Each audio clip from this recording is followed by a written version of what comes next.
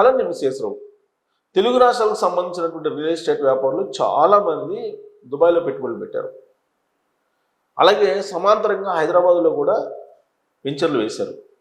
Open plots వెంచర్లు వేశారు, gated కమ్యూనిటీస్ని నిర్మించారు, హైరేజెస్ దానికి పోటీ పడ్డారు. ఇవన్నీ చూసాం గత 2 సంవత్సరాల నుంచి.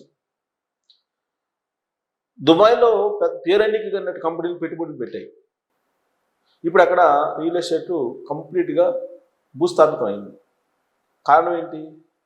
ఇరాన్ అమెరికా యుద్ధం కారణంగా. ఈ యుద్ధం నేపథ్యంలో ఇరాన్ దుబాయ్ని కంప్లీట్గా నాశనం చేసింది. దుబాయ్ ఎయిర్పోర్ట్ని కంప్లీట్గా డ్యామేజ్ చేసింది. డ్రోన్స్ పంపించింది, మిజైల్స్ని పంపించింది. ఆ చుట్టుపక్కల ఉండేటువంటి గల్ఫ్ దేశాలు ఖతార్ లాంటివి, ఒమెన్ లాంటివి, వీటన్నిటి మీద కూడా బాంబులు వేస్తుంది ఇరాన్. ఎందుకు? వాటి చుట్టూ అమెరికా స్థావరాలు ఉన్నాయి కాబట్టి అమెరికా స్థావరాలను టార్గెట్గా చేసుకొని మిజైల్స్ని విసురుతుంది. ఆ క్రమంలో పక్కన ఉండేటువంటి రాష్ట్రాల మీద కూడా, దేశాల మీద కూడా పడుతూ ఉన్నాయి మిజైల్స్. ప్రత్యేకించి దుబాయ్ దగ్గరగా ఉంది కాబట్టి ఇరాన్ లక్ష్యానికి దుబాయ్ని వీళ్ళంత వరకు డ్యామేజ్ చేసిన ప్రయత్నం చేస్తుంది. ఎందుకంటే దుబాయ్ని బేస్ చేసుకుని అమెరికా అనేక స్థావరాలను ఏర్పాటు చేసుకుంది. ఆ స్థావరాల మీద టార్గెట్ చేస్తుంది. అందుకే కంప్లీట్గా దుబాయ్ ఎయిర్పోర్ట్ని మూసేశారు, బుర్జ్ ఖలీఫాని ఖాళీ చేయించేశారు. దుబాయ్లో అప్రకటిత ఎమర్జెన్సీ లాగా వాతావరణం ఉంది. ఇలాంటి పరిస్థితుల్లో రియల్ ఎస్టేట్ మొత్తం క్లోజ్ అయిపోయింది. అక్కడ దుకాణాలన్నీ మూసేసేసి వచ్చేసారు హైదరాబాద్కి. హైదరాబాద్లో బాగుందా? ఇంతకుముందు హైదరాబాద్లో సంపాదించి దుబాయ్కి తీసుకెళ్లారు సంపద అంతా కూడా. అలాగే అవినీతి సొమ్ము సక్రమంగా కానీ అక్రమంగా కానీ సంపాదించినటువంటి సొమ్ము ఆంధ్రప్రదేశ్లో కానీ తెలంగాణలో కానీ అనేక మంది రియల్ ఎస్టేట్ వ్యాపారులు దుబాయ్లో పెద్ద ఎత్తున పెట్టుబడులు పెట్టారు. ఇప్పుడు అక్కడ పడుకుంది, అక్కడ మార్కెట్ లేదు. కానీ హైదరాబాద్లో మార్కెట్ ఉందంటే హైదరాబాద్లో అసలు మార్కెట్ లేదు. ఇలాంటి పరిస్థితుల్లో సగానికి సగం తెగ నమ్మడానికి సిద్ధమవుతున్నారు. లేదంటే బ్యాంకులకి రుణాలు ఎగ్గొట్టేటువంటి జాబితాలకు వీళ్ళు వెళ్ళిపోయే అవకాశం ఉంది. అప్పుడు ఆ కంపెనీల యొక్క గుడ్ విల్ పడిపోతుంది.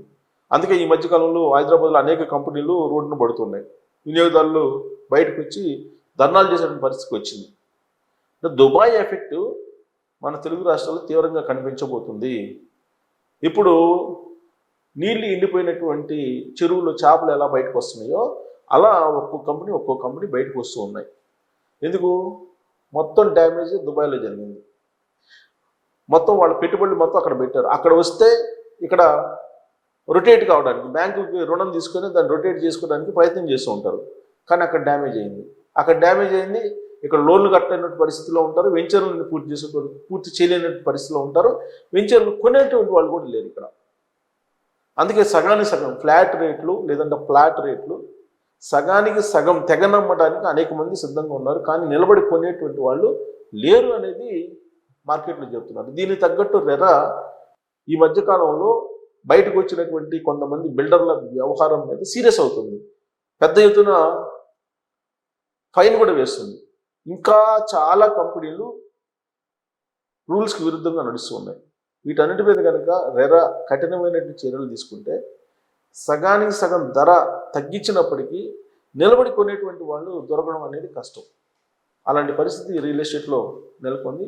కేవలం దుబాయ్ ఎఫెక్ట్ తెలుగు రాష్ట్రాల మీద పడింది.